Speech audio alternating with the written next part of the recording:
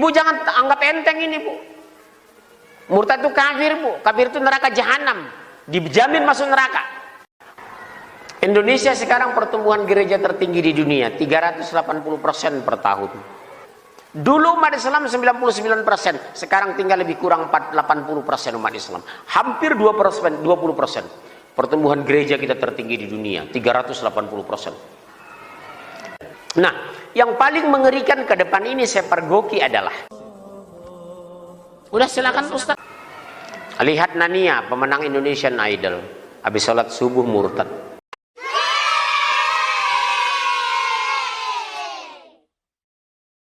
Shalom, apa kabar? Luar biasa pasti ya. Ada sukacita di sini? Puji Tuhan. Ya, saya akan memperkenalkan diri saya dulu. Saya Nania Yusuf. Saya dari Indonesian Idol tahun 2004. Itu udah lama banget ya ibu-ibu, bapak-bapak semuanya. Mungkin bapak ibu saudara semuanya di sini bertanya-tanya kok ada Nania ada di sini dan kenapa namanya kok Nania Yusuf? Saya sebelumnya saya dari seberang, saya dari Muslim. Keluarga saya, mami saya half Pakistan, bapak saya Jawa, makanya agak Taliban sedikit mukanya. Agak-agak Taliban sedikit.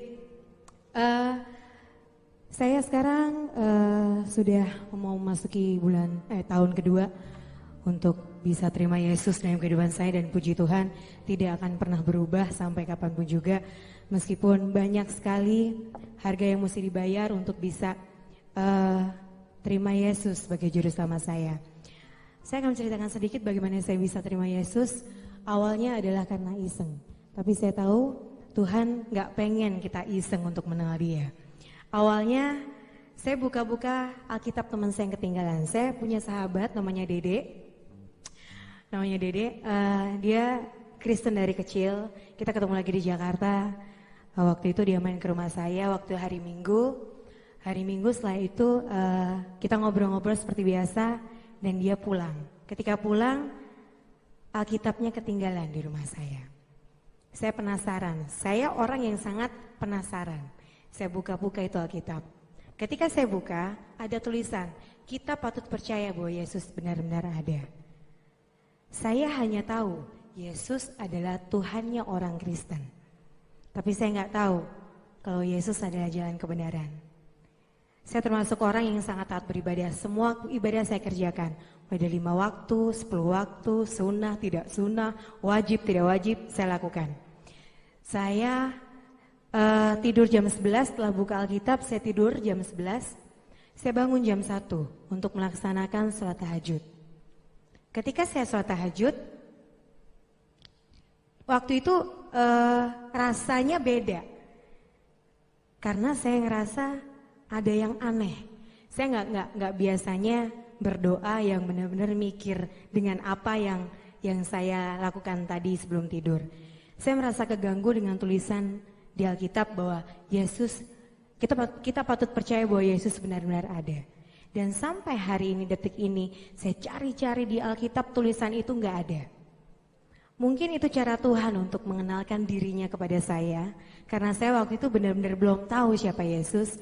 Kalau seandainya saya dikasih tahu Yesus bahwa Nania saya ada dengan bahasa-bahasa Alkitab, mungkin saya give up duluan, saya nyerah duluan. Karena terlalu berat mungkin bahasanya.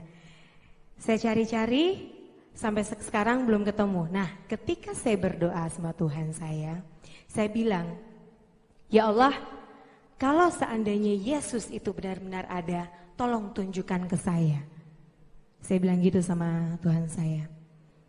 Setelah saya berdoa, saya kembali tidur lagi jam 2, saya kebangun, pintu kamar saya diketok 3 kali. Saya kaget, saya bangun, ketika saya melek, buka mata, saya ngelihat ada cahaya dari tembok kamar saya, dari pojok. Saya ngelihat ada cahaya dari kecil lama-lama besar. Dan di situ ada sosok wajah yang tidak pernah saya kenal sebelumnya. Yang saya tahu pada waktu itu, biasa perempuan yang saya tahu hanya ganteng banget. Dan juga matanya benar-benar bikin saya nyaman. Dan lebih heran lagi, dia senyum sama saya. Dia senyum.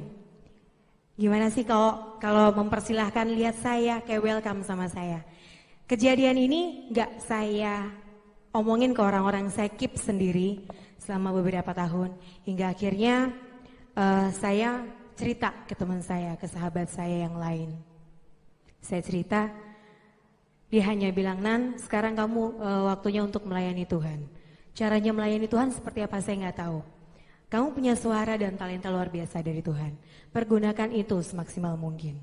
Akhirnya saya dikasih CD dan di situ ada lagu dari Irwan Alexander, judulnya Bagai Raja Wali. Dan kemana-mana lagu itu saya bawa karena lagu itu benar-benar menguatkan saya hingga sampai sekarang. Nah, ketika setelah saya dengerin lagu itu, ada kejadian juga yang aneh menurut saya. Ketika saya ngafalin lagu itu, badan saya berasa kayak ada yang ngangkat. Saya nggak berani buka mata, saudara. Saya takut. Saya berani buka mata ketika saya sudah merasa nyaman di atas tempat tidur. Akhirnya, untuk pertama kali saya melayani tiba. Nah, waktu itu ketika saya mau melayani, saya ragu-ragu antara iya dan tidak. Karena pertama saya takut keluarga saya tahu saya nyanyi di gereja. Yang kedua, saya takut ditolak. Yang ketiga, saya takut dianggap murtad. Akhirnya ketika saya nyanyi, ada suara yang meyakinkan saya, Nania, ini adalah jalanmu dan ini adalah keluargamu. Jujur, saya ragu-ragu. Tapi akhirnya saya bisa menyelesaikan satu lagu itu. Setelah selesai nyanyi, saya pamit pulang. Ketika saya jalan ke pintu keluar, ada anak kecil sekitar umur 5-6 tahun panggil saya, Tante Nania, saya berhenti. Dia bilang, Tante, aku mau ngomong sama Tante. Ngomong apa sayang? Tante, tadi aku lihat Tuhan Yesus peluk Tante Nania dari belakang pas Tante Nania tadi nyanyi. Kamu lihat di mana? Pas Tante Nania nyanyi di depan. Saya gak kuat berdiri, saudara. Kaki saya lemes. Saya benar-benar takut. Bener enggak? Saya tanya ke teman saya, bener atau enggak? Jawaban teman saya, apa yang kamu rasainan? Yang saya rasain, ada yang meyakinkan saya bahwa ini tempat saya, ini keluarga saya. Akhirnya berjalannya dengan waktu, saya mulai melayani. Puji Tuhan, semua berkat melimpah kepada saya. Saya berasa kayak anak bayi yang sekali nangis, mau apa dapat, kerjaan semuanya deal. Tidak ada yang tentatif, semuanya fix. Hingga akhirnya saya memutuskan untuk dibaptis. Setelah saya dibaptis, kehidupan saya berubah total. Saya bukannya senang lagi, saya malah babak belur. Pertama, keluarga saya tahu saya terima Yesus. Kedua, mereka menolak saya hingga sekarang. Yang ketiga, anak saya umur 4 tahun ditahan dan sudah 2 tahun ini gak ketemu sama saya. Saya marah sama Tuhan. Saya pahit sama Tuhan. Selama 1,5 bulan saya hanya bisa nangis dan ngumpat-ngumpat Tuhan. Gara-gara gue pilih lo, gue kehilangan keluarga inti gue. Kasarnya begitu. Hingga akhirnya ada suara lagi. Nania, kamu diam dan saatnya saya bicara. Saya berserah, saudara. Berserah, bukan terserah. Saya berserah sama Tuhan. Ya kalau memang seandainya sudah seperti ini, ya sudahlah. Saya ngikutin aja apa yang dimauin sama Tuhan. Apa yang dimau, apa yang diingin Tuhan, saya ikutin. Lebih parah lagi, ketika saya dengar mami saya mau dicerain sama bapak saya lebih hancur lagi. Cuman kata kuncinya adalah kita harus berserah dan percaya sama Tuhan. Hingga akhirnya berjalannya dengan waktu, dari sudah setahun ini, bapak saya yang paling keras. Karena bapak saya, baju-baju saya, lukisan saya di rumah dibakar semuanya. Hingga anak saya nanya, Eyang kenapa bajunya mami dibakar? Kamu gak punya mami udah mati. Coba gimana perasaan seorang ibu dibilang, kita masih hidup tapi dibilang mati. Saya pahit sama Tuhan. Hingga saya berserah dan Tuhan buka jalan. Tuhan gak diam ternyata. Tuhan buka jalan. Pada bulan 2-3 bulan yang lalu, bapak saya untuk pertama kali SMS saya. SMS-nya sangat sederhana banget, tapi buat saya itu sungguh luar biasa. Tulisannya adalah, Nia, bapak kangen. Bayangin, udah bertahun-tahun nggak pernah nggak pernah telepon, nggak pernah SMS. Begitu SMS ngomong nih ya Bapak kangen. Dan lebih parah lagi Bapak saya dulu ngumpat-ngumpat saya kafir murtad, dan kalau seandainya berani datang ke rumah saya bakal bunuh kamu. Tapi saya nggak tinggal diam saudara. Saya semuanya serahin sama Tuhan. Kuncinya adalah berserah dan percaya. Dan puji Tuhan sampai sekarang Bapak saya masih bisa terima saya. Sudah bisa terima saya, tinggal mami saya yang masih keras. Tapi suatu saat saya percaya keluarga saya akan dimenangkan sama Tuhan. Dan anak saya saking jengkelnya mami saya ke saya, anak saya dimasukin ke sekolah Islam. Tapi gak apa-apa, meskipun Islam atau apalah itu, yang pasti dan yang paling penting dia harus percaya bahwa Yesus adalah jalan kebenaran. Saya percaya itu, dan suatu saat nanti saya minta dengan segala kerendahan saya, minta doanya untuk keluarga saya juga di tempat ini, dengan keluarga baru saya di sini, minta doanya untuk keluarga saya agar dimenangkan atas nama Tuhan Yesus. Terima kasih, itu sedikit kesaksian hidup saya. Dan saya akan membawakan satu pujian yang saya bilang lagu ini sangat membantu saya untuk pulih, benar-benar pulih, dan banyak sebenarnya godaan. Nania balik aja ke masa lalu. Cuman ketika setiap kali saya dengerin lagu ini kayak berasa ada yang manggil, Nan, tempat kamu di sini dan tempat kamu jauh di depan sana lebih mulia. Bagi Raja Wali.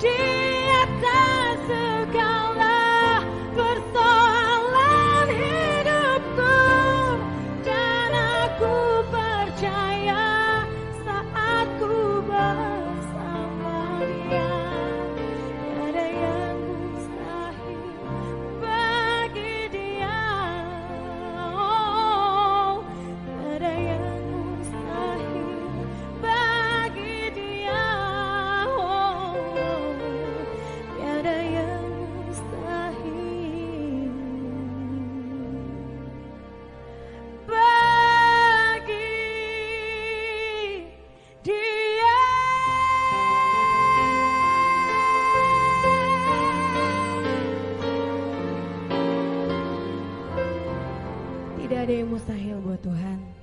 Kita harus percaya Yesus benar-benar ada dan hidup.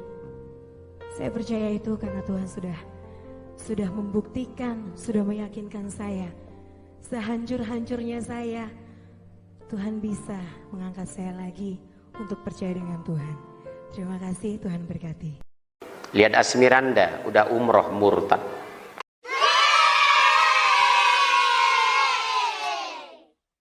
Shalom. Aduh, saya kecewa banget nih gak ada suaranya. Tadi kayaknya nyanyi-nyanyi kencang banget suaranya. Tapi menjawab salam saya sepertinya kayaknya belum makan ya. Sama sih juga belum makan kok. Shalom. Masih kurang semangat. Shalom. Masih di sukacita. Puji Tuhan, gitu dong. Anak Tuhan jawabannya harus semangat. Karena kesini bukan untuk melihat siapa-siapa, tapi melainkan melihat Tuhan Yesus. Amin. Amin. Kayaknya ini kedua kalinya saya berada di sini dan mungkin waktu itu saya masih malu-malu ngomongnya. Kalau disuruh kesaksian, saya dan suami saya lebih senang menyebutkan ini adalah sharing tentang kebaikan Tuhan dalam hidup kami. Dan setiap kesaksian saya memang selalu bilang kalau saya ini adalah pengikut Kristus karena pilihan. Memang bukan sejak lahir, tapi puji Tuhan bukan saya yang memilih, melainkan Tuhan Yesus sendiri yang memilih saya. Dan saudara, pada saat saya menjadi pengikut Kristus, saya langsung dihadapin masalah tuh di depan. Kenapa? Karena ternyata melalui masalah-masalah itu saya jadi mengerti betul apa itu namanya penyertaan Tuhan. Dan puji Tuhan, kalau saya jadi pengikut Kristus karena orang lain, atau mungkin karena suami saya, atau karena siapapun itu, ujung-ujungnya pasti saya akan kecewa. Tapi puji Tuhan, Roh Kudus menuntun saya. Dan saya tidak kecewa. Kenapa? Karena Tuhan Yesus sendiri yang kasih lihat ke saya siapa dia sebenarnya. Dan yang saya yakini, yang saya percaya, janjinya itu pasti. Dan saudara, mungkin ada sebagian orang di luar sana yang beranggapan pada saat saya ikut Tuhan Yesus maka hidup saya akan susah. Dan memang tidak sedikit orang di luar sana yang mengutuki saya. Tapi puji Tuhan, ada satu hal yang mau saya bagikan pada saudara sekalian. Bahwa Tuhan saya ahli mengubah kutuk menjadi berkat, berikan kemuliaan bagi Tuhan. Dan tercatat juga di Alkitab, asalkan saya tidak menyimpang ke kanan maupun ke kiri, maka Tuhan akan mengangkat saya menjadi kepala bukan ekor. Maka saya akan terus naik dan tidak pernah turun. Dan saya sangat-sangat merasa bersyukur karena saya bisa bertemu dengan satu-satunya pribadi yang bisa menjamin masa depan saya, yaitu Tuhan Yesus Kristus itu sendiri. Dan kalau boleh saya pinjam kalimat ini dari gembala saya suka sekali dengan keyakinan dari kalimat ini, bahwa agama boleh banyak, nabi boleh banyak, rasul boleh banyak, tapi juru selamat hanyalah Yesus Kristus, Tuhan dan Raja di atas segala raja. Pada kesempatan malam hari ini, saya akan menaikkan sebuah pujian yang puji Tuhan Desember tahun lalu saya sudah mengeluarkan album rohani saya yang pertama. Puji Tuhan, memang mungkin album ini tidak beredar di sebuah label. Memang kita bawa album ini dalam pelayanan. Dan puji Tuhan, satu lagu yang mau saya naikkan ini adalah ciptaan saya sendiri. Jadi tanpa perlu ngomong panjang lebar, di dalam lagu ini liriknya semua saya yang tulis, dan di sini berisikan tentang kebaikan Tuhan dalam hidup saya. Track nomor 2.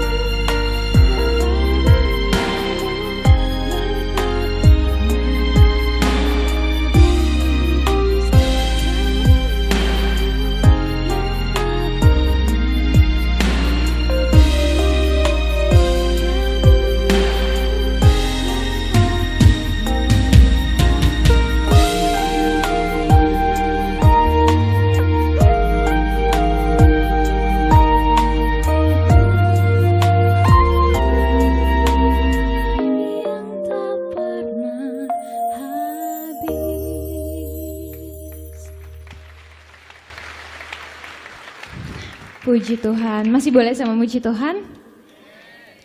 Puji Tuhan. Masih ada satu pujian lagi yang mau saya naikkan. Pujian ini sebenarnya pernah dinaikkan oleh satu anak kecil. Kesaksiannya sungguh luar biasa. Dia buta dari kecil.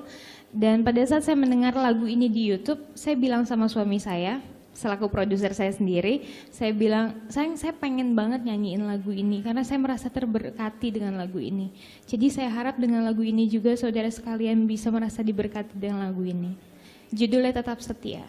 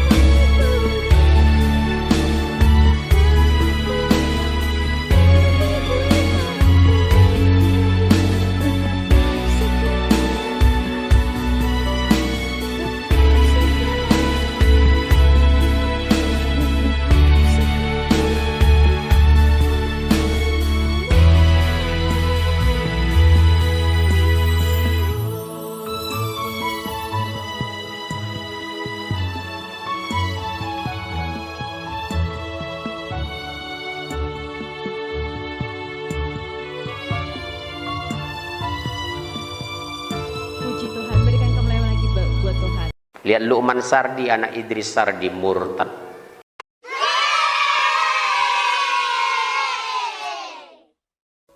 Shalom. abang-abang dan pompo. Karena temanya Betawi, manggilnya abang-abang sama pompo. Saya bukan kebetulan saya bisa hadir di sini. Ini bukan karena Pak Hengki atau bukan karena teman-teman yang lain, tapi karena Tuhan Yesus mau saya berada di sini untuk memberikan kesaksian. Amin. Saya mau bercerita sedikit ke belakang. Jadi saya memilih menjadi percaya itu sekitar 6 tahun yang lalu. Pada saat itu banyak hal bergumul dengan perasaan dan hati saya sampai akhirnya saya memutuskan untuk menjadi orang percaya. Dan buat saya bukan sesimpel saya pindah, istilahnya kalau ada satu lembaga namanya agama, bukan dari Muslim pindah ke Kristen, bukan hanya soal itu. Tapi lebih dari itu, bagaimana saya menjadi percaya Yesus dan yakin akan kehadiran Yesus dalam hidup saya. Sebuah kesaksian yang saya ingin sampaikan ini mungkin juga banyak dialami oleh abang-abang dan pok-pok atau teman-teman yang ada di sini. Tapi saya merasa ini sesuatu yang luar biasa buat dalam hidup saya gitu. Pada awalnya memang sesuatu yang buat saya sendiri sangat sesuatu yang membingungkan gitu. Bagaimana saya bisa nyampe ke titik akhirnya saya memilih untuk menjadi orang percaya gitu. Bukan karena kecantikan istri saya, bukan. Bukan karena dia juga maksa, bukan. Bahkan dia tadinya awalnya agak hopeless sama saya gitu. Dia coba bicara sama saya, tapi saya bukan orang yang bisa dipaksa atau apapun. Saya harus melihat sendiri gitu kan. Melihat sendiri, mengalami sendiri, merasakan sendiri, dan akhirnya saya merasakan semua itu. Yang saya lihat yang terbesar adalah kasih. Sesuatu hal yang saya lihat terbesar di sini adalah kasih, dan itu yang membuat saya sangat tersentuh dengan kasih Yesus. Bagaimana Yesus memberikan kasihnya kepada umatnya, pada yang percaya kepada dia. Dia memberikan jiwanya untuk menebus dosa kita semua. Banyak hal yang terjadi setelah saya meyakini atau saya percaya dengan Yesus. Dan ini bukan hanya sekedar percaya, tapi masalah yakin. Pada saat saya menyerahkan sepenuhnya diri saya terhadap Yesus, banyak mukjizat yang terjadi. Baik dalam hal kehidupan saya, dari segi apapun itu. Bisa dari segi ekonomi, dari segi berkat yang begitu banyak. Ada satu contoh yang menurut saya cukup menarik gitu. Jadi yang paling banyak adalah mungkin semua juga merasakan bahwa kadang-kadang kita khawatir dengan apa ya? Ya kita semua orang hidup di dunia ini perlu materi. Tapi kadang-kadang kita sangat khawatir dengan pada saat kita merasa kita kekurangan materi gitu. Dan ada satu hal yang saya yakini betul bahwa Tuhan tidak akan membuat saya kekurangan. Dan ini suatu bukti yang pernah terjadi gitu. Jadi ada di saat-saat saya baru meniti karir, pada saat itu belum yang ya saya sih sekarang belum terkenal, cuman dikenal orang aja gitu. Terkenal sih enggak, cuman dikenal. Jadi pada saat saya meniti karir, itu kalau di dalam dunia film kelihatannya aja sebenarnya glamor. Tapi ada beberapa hal yang kita susah payah untuk melakukannya. Terutama kayak misalnya kalau misalnya kita dalam satu kontrak gitu, terminnya itu dibagi-bagi gitu. Nggak yang langsung tiap gaji kayak orang kantoran udah pasti bulanan, tiap bulan, akhir bulan dapat gaji. Ini enggak, tergantung project.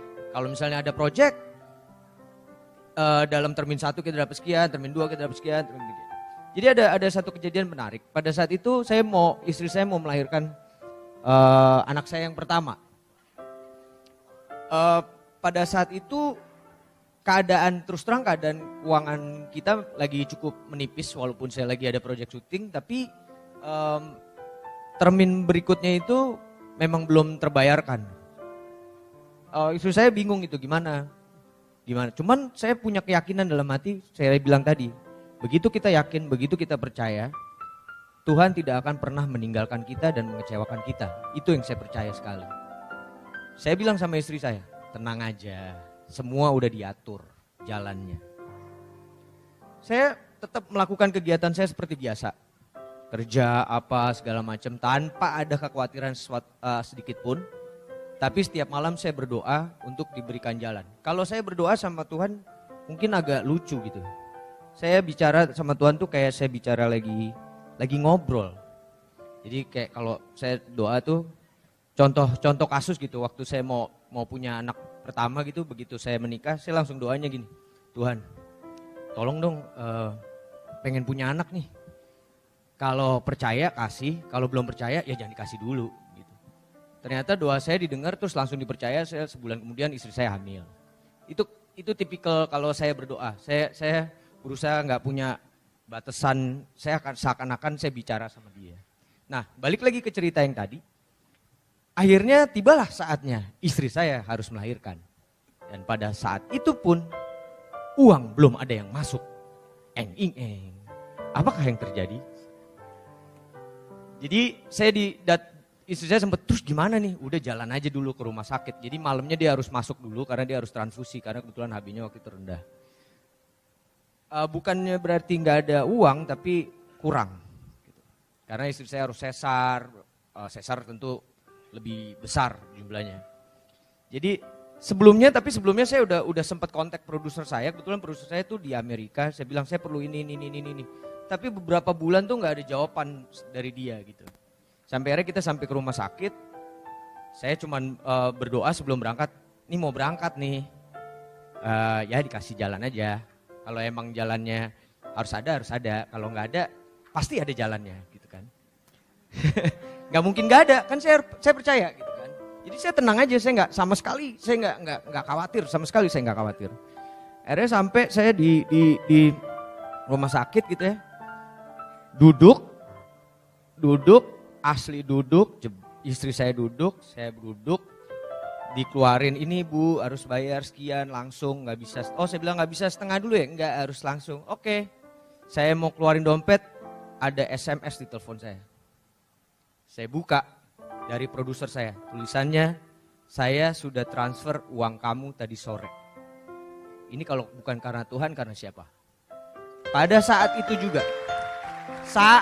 juga, pada saat saya mau mengeluarkan ATM saya tiba-tiba ada seperti itu. Dan ini yang membuat saya semakin yakin bahwa kita itu nggak boleh setengah-setengah percaya. Pasti kita punya masalah dan setiap masalah itu pasti ada dikasih jalan. Pada saat saya yakin saya punya masalah itu karena memang saya harus lewati masalah itu, berarti memang saya harus lewati. Kalau saya nggak harus lewati, saya nggak mungkin punya masalah-masalah seperti itu. Jadi itu yang sangat saya yakini dalam hidup saya pada saat saya memilih untuk percaya dan memilih Tuhan. Walaupun kadang-kadang ya kita sebagai manusia ada komplain gitu kan. Ini itu seperti kayak nggak puas gitu. Justru di situ tantangannya buat saya. Bagaimana lo sebagai manusia biasa dengan punya segala macam kekurangan kelebihan, tapi kita harus mensyukuri apapun yang diberikan oleh Tuhan. Apapun yang diberikan oleh Tuhan Yesus adalah yang terbaik. Tidak pernah tidak terbaik. Walaupun itu kesulitan. Karena pada di titik tertentu kita akan menemukan sesuatu hal yang luar biasa dari kesulitan-kesulitan tersebut gitu. Dan ini yang memberikan saya keyakinan untuk terus maju melangkah ke depan dengan sesuatu yang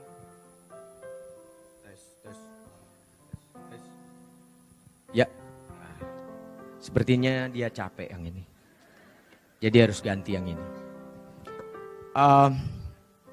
Yang bagaimana saya melangkah ke depan dengan keyakinan bahwa hidup itu harus dijalani dengan selalu bersyukur. Karena dengan bersyukur kita menemukan kebahagiaan. Bukan kita bahagia bukan karena kita bersyukur pada saat bahagia. Tapi justru pada saat kita bersyukur kita menemukan segala macam kebahagiaan dalam bentuk apapun. Banyak kasus yang maksudnya itu cuma satu contoh simple yang terjadi dalam kehidupan saya. Tapi banyak hal terjadi yang saya alami dan sampai kadang-kadang tuh saya benar-benar yang wow gitu. Kayak saya tidak pernah dibiarkan terpuruk oleh Tuhan. Tapi karena apa? Karena saya yakin 100%. Karena saya percaya 100% atas kehadiran Dia dalam kehidupan saya. Saya sungguh diberkati. Saat ini saya punya istri yang cantik, punya anak 3 yang lucu-lucu. Kebetulan laki semua. Kalau Tuhan ngizinin sih, dan kalau istri saya maunya nambah 1 perempuan. Tapi saya dalam tahap negosiasi dan istri dan Tuhan. Tapi semua itu sudah menjadi berkat yang luar biasa buat saya. Saya juga sungguh diberkati bisa dalam penggembalaan gereja ini bersama Pak Hengki. Dan itu juga bukan suatu kebetulan. Ada satu hal lagi yang cukup besar pengaruhnya buat saya. Waktu saya pindah, ayah saya orang yang paling kecewa. Karena dia dari orang muslim yang taat dan menjalankan ibadah yang segala macam. Tapi ada friksi antara saya dengan dia gitu. Tapi saya punya prinsip bahwa inilah yang saya pilih. Sampai akhirnya saya pilih, ya udah ayah saya bilang, tapi kamu harus bertanggung jawab dengan pilihan kamu. Sampai suatu keajaiban muncul. Walaupun hubungan kita bukan hubungan yang jelek. Apalagi setelah mukjizat terjadi pada saat anak-anak saya lahir. Ayah saya sangat cinta sekali sama anak-anak saya dan segala macam. Ada satu hal yang di hari terakhir sebelum beliau meninggal, kita satu keluarga berkumpul semua. Dan itu juga suatu hal yang bukan kebetulan karena tiba-tiba semua dikumpulkan di situ. Waktu itu juga ada oma dari istri saya, ada mertua saya, semua lengkap. Ayah saya tiba-tiba minta didoakan oleh omanya istri saya.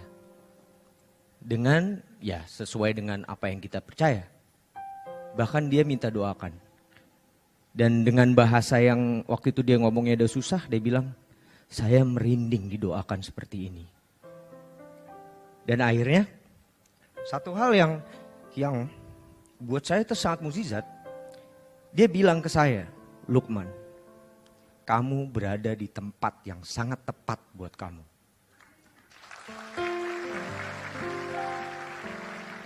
Dia juga bilang sama mertua saya, terima kasih sudah memberikan tempat yang baik buat saya.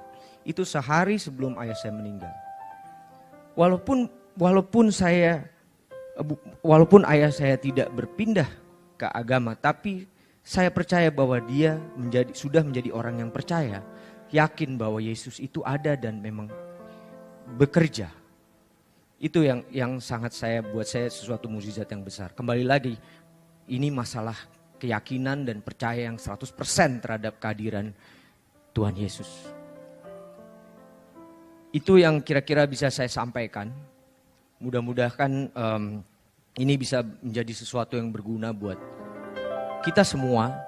Dan apa yang keluar dari saya saat ini sama sekali tidak saya rencanakan. Ini mengalir begitu saja karena kekuatan dari Tuhan Yesus itu sendiri.